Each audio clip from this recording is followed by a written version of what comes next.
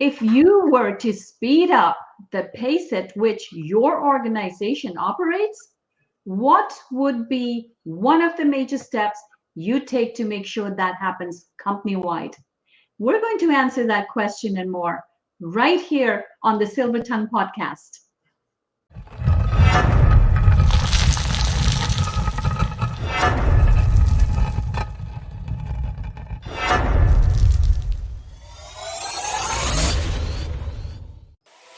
Processes are the accelerators of organizational velocity, fine-tuning the rhythm of efficiency, and propelling a collective momentum towards success. Like a well-choreographed dance, streamlined processes not only quicken the pace, but also ensure harmonious progress in the symphony of productivity. I love this code. Hi, I'm Yasmin Murray with Seduire International. If you haven't guessed the topic today, it is the speed factor. How to speed up your organization's productivity. Streamline processes is what we're going to talk about today. And my partner in crime is Granison Shines. Over to you, Granison. What's up, partner in crime? What's up, folks? Granison Shines here with Seduire International. And welcome to another episode of the Silver Tongue podcast. We appreciate you being here. And while you're looking at the video, excuse me, I'm still nursing a little cough here. While you're looking at the video, make sure you like, share, and subscribe. Our goal is to make sure this information gets all the way to the other side of the planet. So as you share this with others, make sure they share it as well. Say, yo, this is a good video. Might want to share this.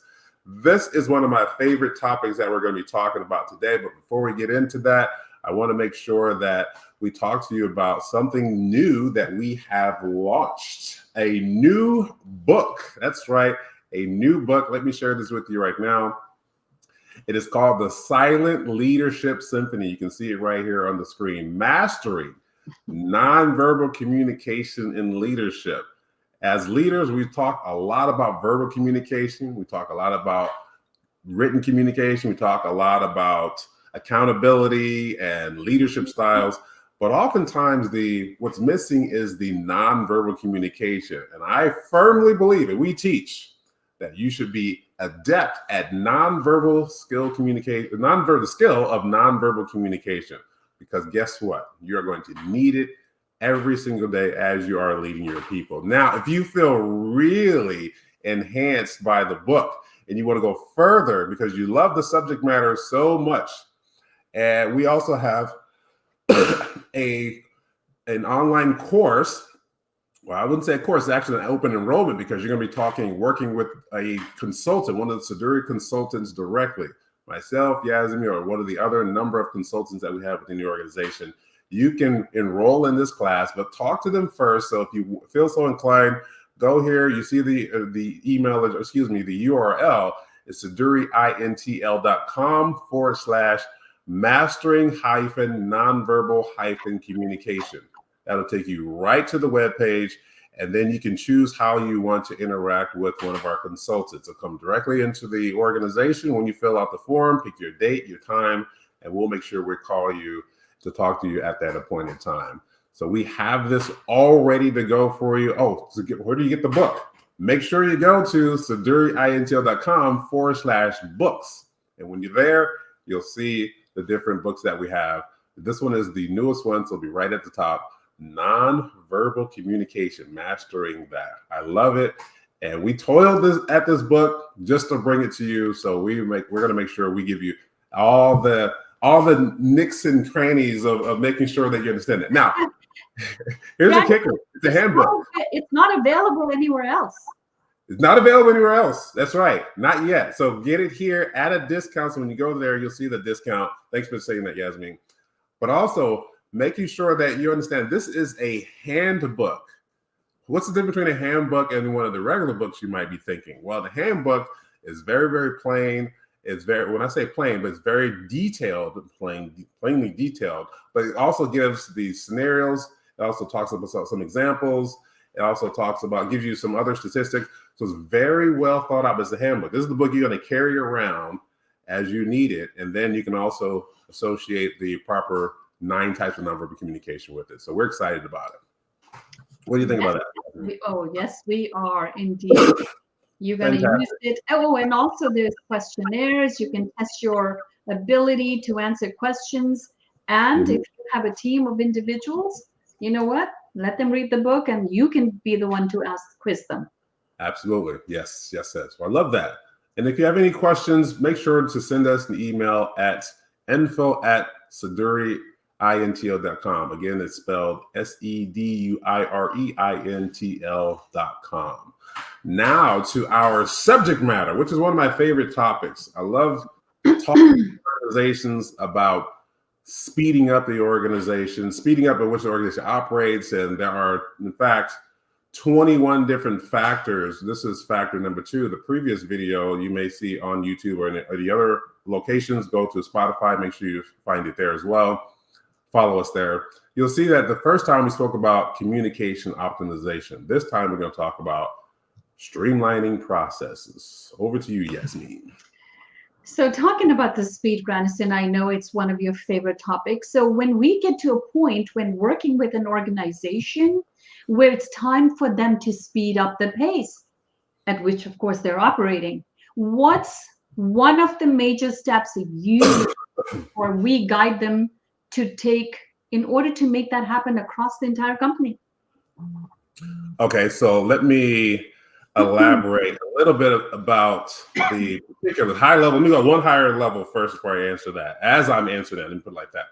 So let me show you this graphic. This graphic here accentuates the internal workings of a business. And a business operates and can scale on 3 different opportunities in this graphic. And every business should have these 3 factors in place: people, processes, and systems. And when all 3 of those work in a synergistic fashion, you can have, or you're able to not only scale, not only grow your business, but you can also speed up the pace at which the organization operates. So to answer the question that you asked me, when we get to the point, how do we, what's the pace of organization? What are the major steps? So here are the major steps. First of all, of course, we let them know that, hey, you got to focus on processes. Not every organization that we initially are partnered with has processes that are already defined. If they don't have processes defined, what do we have to do? We have to take them through this whole entire process, of getting their processes, their current state processes out of someone's head and onto some paper fashion. most likely in a visual format as a workflow or a process map. There are a number of different ways you can address that, or we can talk about that. But that's one of the things that we need to do. So we create and optimize processes if we haven't done that. The second thing we do is we get a focus group together. And the focus group, the people involved in the focus group are the people that actually are working in the process. So we call them the subject matter experts, the SMEs. So we'll create this focus group of SMEs and we get them all into a room and we perform this Kaizen event. You've heard that if you have anything to do with Six Sigma, or you just know about what Kaizen is, the Kaizen event for a lean process of Six Sigma, what we do is we get them in the room and we map out the current state process, the happy path. So what is the happy path? Whatever the happy path is from start of the process all the way to the finish of the process. If there's no mistakes, no loop backs or anything like that that needs to be addressed in the process. Going from point A, the initial step of step number 1, all the way to step number, say, 10. That's called the happy path. Once we outline that current state, we get all the pain points. We time it from one step to the next step. We actually write down who's involved. We get the whole entire time for the process. And then from there, we create a future state process. And we have a BPM process that we call the boss method here internally. And that BPM process takes it from the initial stage, 8-step process, all the way to the final step of launching it throughout the organization. But you have to test it first, make sure it works and get the goal that we want. That's That's the answer to your question there. Yeah. Awesome. Now, what are some of the high level principles organizations focus on regarding the success of streamlining their processes? Excuse me, this cough. So thank you very much for dealing with that cough with me. So organizations need to know this. Organizations need to have some sort of process creation or process improvement methodology. And there are a number of process improvement methodologies that they can choose from. We have one that we utilize internally, which has some components of Six Sigma. That's one. Lean, TQM. You may have heard of some of these, but you have to pick some sort of process improvement methodology and understanding how that works. But main thing again, you got to create the process. And there are not a lot of organizations that have processes that are created. They're stuck in someone's head, and it's like, yo, we got to get this out of your head, get this out on paper.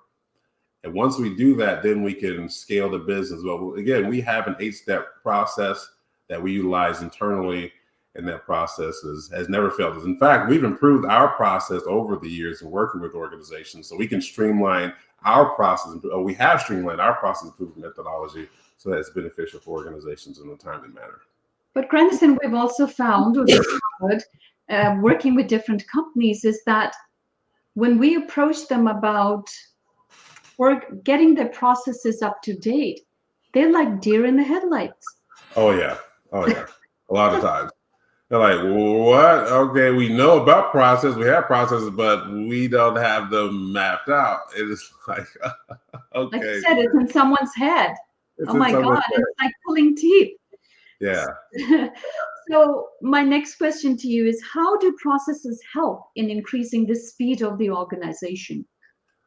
There's several different points there. In fact, we outlined 7 different points when we're talking to an organization, but I'm just going to name a few of these. And these are really important. First three I'm going to name are extremely important. So ready, get a pen, get some paper, and write these down. So the way that we're helping organizations in doing this and speed up the fastest pace of organizations, one, through standardization. Standardized processes provide a way of performing tasks that takes the guesswork out of what they're supposed to do, right? The activities that they're going to do on a daily basis. And this is the clear best way to take out also the decision-making factor. Obviously, you're going to be making decisions throughout the entire time. But if you have a standardized process, which eliminates the proposed creativity of said step, and or people know where to get information. They know where to go get a document for this particular step. They know how to perform the step, what system they should be utilizing for the step, and how to track, whatever it may be. Standardization is extremely important. When everyone follows the same set of steps, and if you take one person out who knows the process, you plug in another person, they should be able to look at this process map and the steps or whatever you have it, however you have it documented and laid out. We propose audio visual aspect so they can see the process. They know exactly what to do because it's standardized. So you can plug and play different people. This also gets people up to speed faster, like when someone gets promoted and those sorts of things. But a lot of times some people aren't, or the organizations aren't as precocious enough to think about it that way. So that's one, standardization. Second one we'll talk about is automation. Remember, every business operates on people with processes and systems. Systems are important. And the processes and systems could and should be integrated together. There are times when the manual process is now adhering to a system, or they're now utilizing an automated portion of that process, or completely automated. That means it's paperless now. That means it can have other checks and balances in there before the next step is completed, automatic sign-off, so a myriad of benefits. So process automation is extremely important. When an organization reaches that level, and you build for scalability with the system in hand and in its entirety, when you do that up front, now you have the availability to scale the organization or a process. So process can be automated using technology wherever possible. Automation reduces the need for manual intervention. And as much as we can take out manual intervention, that will reduce mistakes, because why? We're human, and guess what? People make mistakes. And sometimes we even try to circumvent the process or certain steps because we want to, but we must make sure we have this automated. The third thing I wanted to factor on is the clear responsibilities that takes place. And this also factors in with accountability. So if you have someone that is operating in a step, or supposed to be operating in a step in the process, and they omit that step, or they'll get the certain sign off or check off, or whatever it is, or they'll check everything off all the boxes off of that step, you can hold them accountable. So you have clear responsibility. Process helps define roles and responsibilities. You, as a role as a salesperson, you're supposed to do this. And when you're communicating with the product manager or project manager, they're going to do this. Even though we're all integrated in that process, people have clearly defined roles within the organization. So when everyone it helps them hold them accountable as well. Absolutely. The accountability is an important, really, really important piece. And this, in fact, when we launch an accountability plan, there's 6 components that make accountability work. One of these is processes. Having all the processes mapped out. And we, again, purport audio, visual, kinesthetic. Of course, the kinesthetic piece is doing it, but you need the audio piece of it, or even the written piece of it, so they can read it and then talk through, and they can read the information, hear it in their own head, or read the steps of someone else. But also the flow map, the workflow, the process map is also extremely important. So again, there are 7 of those that we have, that we purport, that we talk to organizations about, and make sure they are adhering to all those. But I just outlined and spoke about the first, what I call the high level 3. And then one of the processes streamlining, and I have a question about that. When you implement the streamlining of processes to speed up the pace, how can the organization tell that they've actually sped up the operations of that organization? Fantastic question. And this is where organizations have to be, and as consultants, we'll help them do that. But if organizations are doing something, they have to be able to notice when they're speeding up or when they have sped up. And there are some clear telltale signs. For instance, one, organizations need to rely on systems, right? When they rely on systems, they can extract proper information. They can extract data, information that can be put in the report. And you can see, okay, last month, here was our output, throughput. And this month that we sped up, we refined the process. Here's our output, and hopefully it's more. It's not less. It should be more if we take the steps out of the process. For instance, one organization we were working with, they had a layout in the factory, and the way they had the layout, when we did the process improvement, we saved 298 steps, almost 300 steps. So what did that do? It sped up the organization. They had higher output and throughput through the process. So the yield went up, and they were able to put out more product because they had the orders, but they needed to make sure that they had their process refined or optimized to even have higher output. And that's what we did for them. We helped them move. So they had to actually move things around so that people took less steps and reached up less. All that take waste, and all that's time. So there's a clear aspect of having time reduction there. The other thing I want to mention is that organizations need to know the difference between the old state process and the new current state process in terms of the time factor. So when we map out a current state process from the start to finish, like I was saying earlier, there's this time. You calculate the time from step 1, step 2, step 2, step 3, step 3, step 4, and so forth, all the way to step number 10. We have 10 steps. Well, there's a whole entire time for that process, the current state. The new process should have less time, reduced time. So let's say, for instance, it took 25 minutes to do step 1. The old process took 25 minutes. The new process, let's just say it took 12 and a half minutes.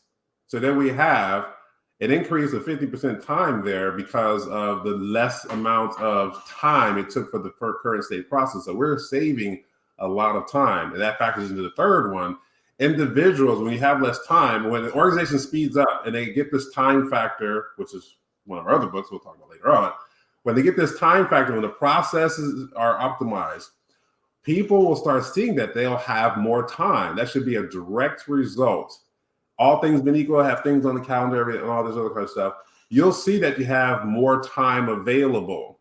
Now, there are other variables, like if they're not doing double the work or the work of two different job positions, those sorts of things, but they'll increase time, but they'll see that time. Now, I have a caveat there, that extra time shouldn't be used for unproductive activity, right? So I always want to throw that little caveat in there. So they get happy, oh, I got extra time, and they want to do other things. You know, go on their phone, like, no. Let's put that back in the organization, utilize that. So there's a direct correlation between the time saved, or people will see that they have a lot, I wouldn't say a lot, but they have increased time available for other actions that could be utilized for productivity elsewhere because of the new efficiency operational efficiency, and put it like that. Absolutely. And as they say, time is money. Time is money. Money. Yeah. And it's time to speed up or you will be left behind. So that is our show for today. Did you want to add anything towards the end, Granison, before we say adios? Yeah, I would just like to say, spend time focusing on the process. And always you can reach out to us here at Seduire International. Send us an email, info@SeduireIntl.com, and we'll make sure that we give more information. So there are 21 different sections. I don't know if we're going to do all 21, Yasmin. I'll leave it up to you. But okay. There's 21 different sections that we have, and this will also be a book later on as well, where we started that process. But this is section number 2. I know we'll do maybe about 5. I don't know if we'll do all 21. 5 important ones, yeah. The rest of it, they can buy the book and go through that. How's that? Yeah, you buy the book, and then we can take them through the actual process. The course too, yeah. They can also take the course. Yeah. So we'll have a course on that one too. Absolutely. Yeah. Awesome. Fantastic. Yeah, that's it. Thanks a lot, folks. This is Granison Shines. I'm here with Yasmin Marie. And we appreciate you all listening, watching the video, however you're consuming the content. Do make sure that you like, share, subscribe wherever you're watching it. Go to our YouTube channel. YouTube, when you're there, search Seduire International. We're the only Seduire International there, of course, or you can go to youtube.com/Seduire International, all one word. LinkedIn as well. Follow us on LinkedIn. We have a LinkedIn page. Search Seduire International for our company page there. We post information, content. We're going to post way more content, a lot more content. We got all that jazzed up and ready to go. You can also find us on Facebook, facebook.com/Seduire International. Visit our website, SeduireIntl.com. And remember the new book that we have coming out, which talks about nonverbal communication. Go to SeduireIntl.com/books. And there you will see all of the books. Grab that one while it's available on our website. It's not available anywhere else, like Yasmin reminded me. And then you can also take the course. Yeah. And right now it's an introductory offer. After that, it's going to go up in price. So go get it. Get it while the getting's good. All right. All right. Thank you very much for joining us today. And thank you, Granison, for your wisdom as always. I appreciate that. Thank you very much. Speed up so you don't get left behind. Have a great day. Thank you. Bye-bye.